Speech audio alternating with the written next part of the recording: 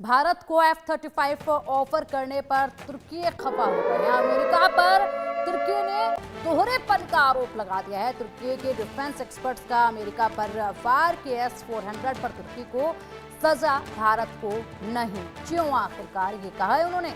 F-35 programme से तुर्की को क्यों निकाला? F-35 भारत को ऑफर करने पर आग बबूला हुआ है तुर्की।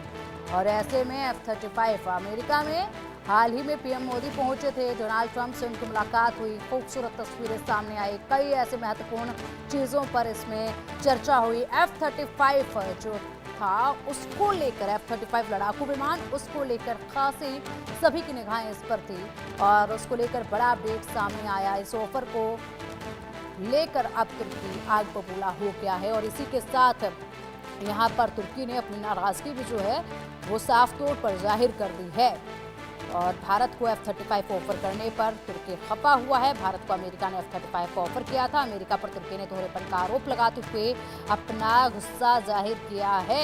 S-400 पर तुर्की को सजा, भारत को क्यों नहीं? और F-35 प्रोग्राम से तुर्की को क्यों निकाला आखिरकार? ये तमाम सवाल जो हैं तुर्की की तरफ से पूछे जा रहे हैं अब अमेरिका से कि ये दोगलापन, ये दोहरापन आखिरकार क्यों?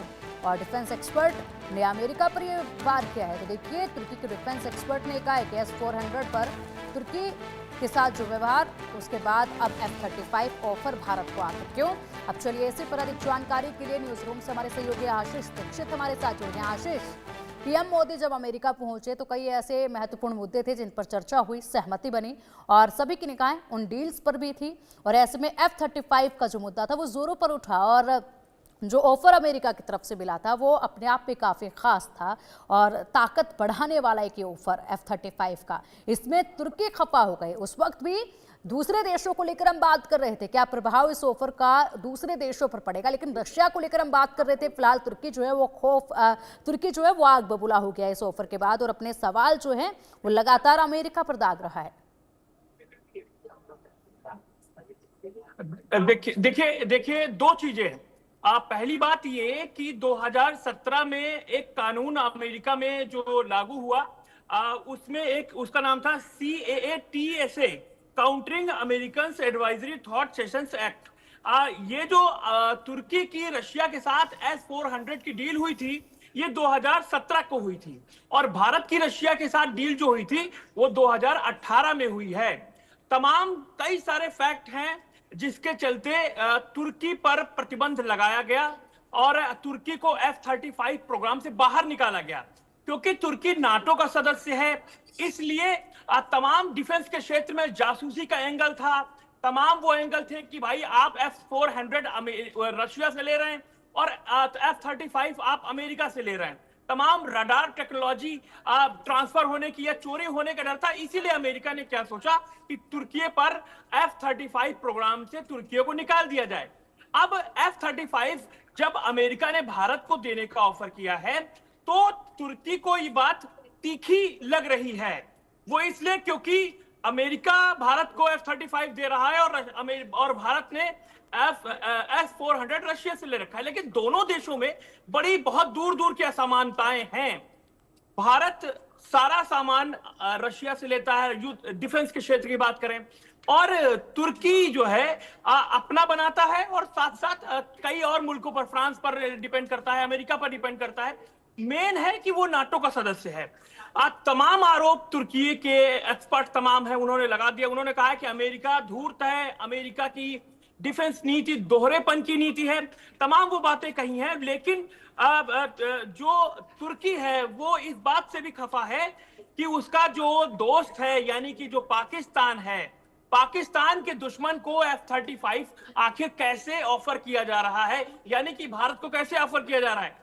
तुर्की के राष्ट्रपति रिसेप तैयब अर्दोगान पिछले दिनों पाकिस्तान भी गए थे और उन्होंने अपना कान फाइटर जेट पाकिस्तान को देने का ऑफर किया। डील चल रही लगभग। यानी आप अगर 5th जनरेशन का फाइटर जेट पाकिस्तान को दे तो कोई दिक्कत नहीं है, लेकिन भारत अगर अमेरिका से या अमेरिका ऑफर करता है भारत को F-35, अगर वो मिल रहा है तो उससे आपको दिक्कत होने लगती है। तमाम खिचड़ी पक रही है तुर्की और पाकिस्तान के बीच। कहा यह जा रहा है, ध्यान से जो एक्सपर्ट बता रहे हैं वो ये कह रहे हैं कि तुर्की पाकिस्तान के परमाणु जो बम पर है, तुर्की की नजर उस पर है, उस टेक्नोलॉजी पर है कि कैसे तुर्की पाकिस्तान के परमाणु बमों को बनाने की टेक्निक हासिल कर ले, या फिर परमाणु बम एक आधे अपने पास इकट्ठा कर ले। क्या कहते हैं, न्यूक्लियर बम जो है तुर्की अपने पास इकट्ठा कर ले, क्योंकि 9 देश हैं परमाणु संपन्न, उनमें तुर्की नहीं है। और तुर्की के पास अगर परमाणु संपन्नता आ जाती है तो निश्चित तौर पर तुर्की बहुत ताकतवर हो सकता है। 5th जनरेशन का फाइटर जेट, न्यूक्लियर बम, तमाम वो चीजें उसके पास, S-400 जो रशिया से उसको मिला है, तो तुर्की अपने आप को मजबूत कर रहा है। लेकिन अपने आप को मजबूत करने के दौरान वो ये चाहता है कि भारत कमजोर हो, भारत किसी से डील ना करे। ये तमाम सवाल तुर्की पर है। लेकिन S-400 जो भारत को मिला है वो भी रशिया का है, और तुर्की को जो मिला है S-400 वो भी रशिया का है। तो तमाम वो डील है डिफेंस के क्षेत्र में, जिससे तुर्की कभी अमेरिका से अच्छा संबंध हो जाते हैं, कभी अमेरिका से बहुत खटास वाली बात हो जाती है। अभी असद को जब सीरिया से निकालने की बात आई तो अमेरिका और तुर्की कैसे एक साथ आ गए, और असद को भागना पड़ा और रशिया उसको निकाल के ले गया असद को, तब तो साथ आ जाते हैं। लेकिन जब भारत की बात आती है, जब पाकिस्तान के दुश्मन की बात आती है, तो वो अमेरिका के कई नीतियों का विरोध करने लगता है। तो ये तुर्की का भी दोहरापन माना जाएगा इसमें।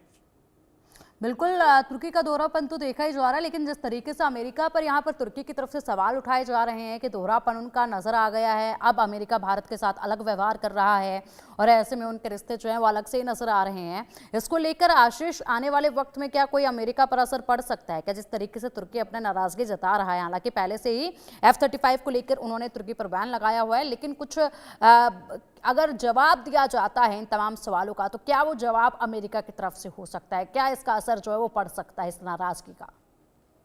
देखिए, तुर्की की नाराजगी का असर अमेरिका पे कोई पड़ने वाला नहीं है, और ना ही भारत पर कोई असर पड़ने वाला है, और ना ही रशिया पर कोई असर पड़ने वाला है, और ना ही रशिया और भारत की दोस्ती पर कोई असर पड़ने वाला है।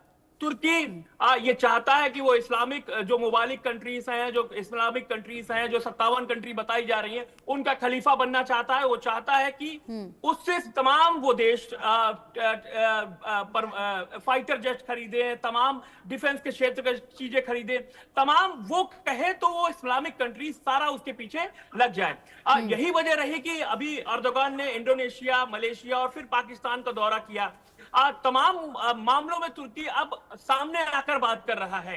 लेकिन जो तमाम मुस्लिम देश है उनमें पाकिस्तान के पास ही केवल न्यूक्लियर एनर्जी, जैसे मैंने आपको बताई, परमाणु बम है। अब तुर्की ये चाहता है कि पाकिस्तान को वो सपोर्ट करे और उसके बदले उसको न्यूक्लियर बम या फिर न्यूक्लियर बम बनाने की टेक्नोलॉजी मिले, और इसीलिए शायद वो 5th जनरेशन का फाइटर जेट कान पाकिस्तान को ऑफर कर रहा है। तमाम वो बातें हैं, लेकिन तुर्की की नाराजगी का अमेरिका पर कोई असर नहीं पड़ने वाला। खैर आशीष, बिल्कुल जिस तरीके से तुर्की यहाँ पर नाराजगी जता रहा है उसका असर किसी पर नहीं पड़ेगा, और ऐसे में यहाँ पर नाखुश है तुर्की जिस तरीके से अमेरिका और भारत के संबंध मजबूत हो रहे हैं, और खुद ये कह रहे हैं कि अमेरिका का रुख अब भारत के लिए कुछ अलग ही नजर आ रहा है, ये संबंध कुछ अलग ही नजर आ रहे हैं। इसको लेकर किस तरीके से दुख उनको हो रहा है ये तो उजागर हो ही गया है। फिलहाल बहुत शुक्रिया आपका इन तमाम